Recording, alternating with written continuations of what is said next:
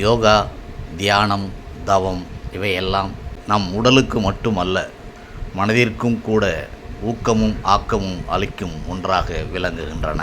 தியானம், தவம் போன்ற சிந்தனைகளை என் மனதில் ஊக்கி வைத்த குருமார்களை இந்த நேரத்தில் நினைத்து பார்த்து அவர்கள் இருக்கும் திசை நோக்கி வணங்குகிறேன்.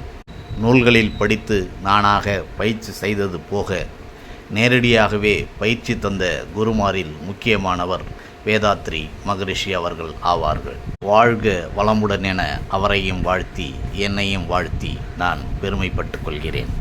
யோகம், தியானம் என்பதெல்லாம் உடலையும் மனத்தையும் ஆன்மாவையும் ஒருங்கிணைக்கும் ஒரு பழமையான பயிற்சி முறை என்று கூறலாம்.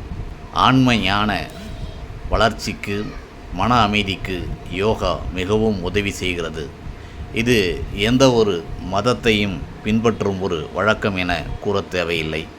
அது அனைத்து மனித குலத்திற்கும் பொதுவான ஒன்றாகவே இந்த யோகமும் தியானமும் தவமும் விளங்குகிறது என்பதை நாம் மனதில் முதலில் தெளிவாக புரிந்து கொள்ள வேண்டும். இந்த யோகம் அல்லது தியானம் மன அழுத்தத்தை குறைக்கவும், உடல் ஆரோக்கியத்தை மேம்படுத்தவும், மனதில் அமைதி பெருகவும், ஆத்ம ஞான தாகம் அதிகரிக்கவும் இந்த யோகமும் தியானமும் உதவுகிறது. இந்தியாவில் தோன்றிய எல்லா மதங்களுமே யோகாவின் முக்கியத்துவத்தை, அதன் தேவையை வலியுறுத்தி கொண்டுதான் வந்திருக்கின்றன. யோகா ஒரு ஆத்ம ஞான விழிப்புணர்வு மற்றும் சுய உணர்தலுக்கான ஒரு கருவியாக செயல்படுகிறது. பிராணாயாமா அல்லது சுவாச கட்டுப்பாடு என்பது மன தெளிவையும் ஆன்மீக தாகத்தையும் அதிகரிக்க உதவுகிறது. தியானம் ஆத்ம ஞான தாகத்தை, அதன் விழிப்புணர்வை ஆழப்படுத்துகிறது மற்றும் உடலும் உள்ளமும் இணைந்து செயல்பட அது உதவுகிறது. ஆசனங்கள் உடலையும் மனதையும் ஆழமான ஆத்ம ஞான பயிற்சிகளுக்கு தயார்படுத்துகின்றன. ஆத்ம ஞான பயிற்சி என்பது ஒருவரின் உள்ளார்ந்த உணர்வுகளை புரிந்து கொள்ளவும், வாழ்க்கையின் அர்த்தத்தை தேடவும் உதவும் ஒரு கருவி என்றே கூற வேண்டும். நீங்கள் எந்த ஒரு மதத்தை வேண்டுமானாலும் பின்பற்றலாம், அது பற்றி கேள்வி இல்லை.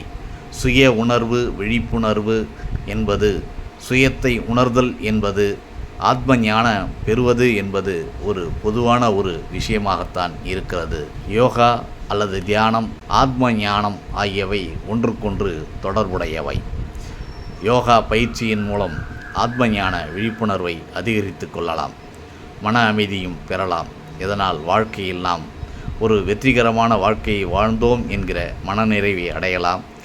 இதன் மூலம் சேவை மனப்பான்மையும் நமக்கு பெருகுவது, அடுத்த உயிர்களை நேசிக்க கற்றுக்கொள்வது, மற்ற எல்லா உயிர்களையும், மனித உயிர்களை மட்டுமல்ல உலக ஜீவராசிகள் அனைத்தையுமே ஒரு கண்ணோட்டத்தோடு ஒரு மதிப்புக்குரியதாக நம்மோடு சேர்த்து நம் போல் அவையும் வாழ வேண்டும் என்கிற மன உணர்வை பெறுவதற்கு இந்த தியானம் பயன்படும் என்பது என் கருத்து.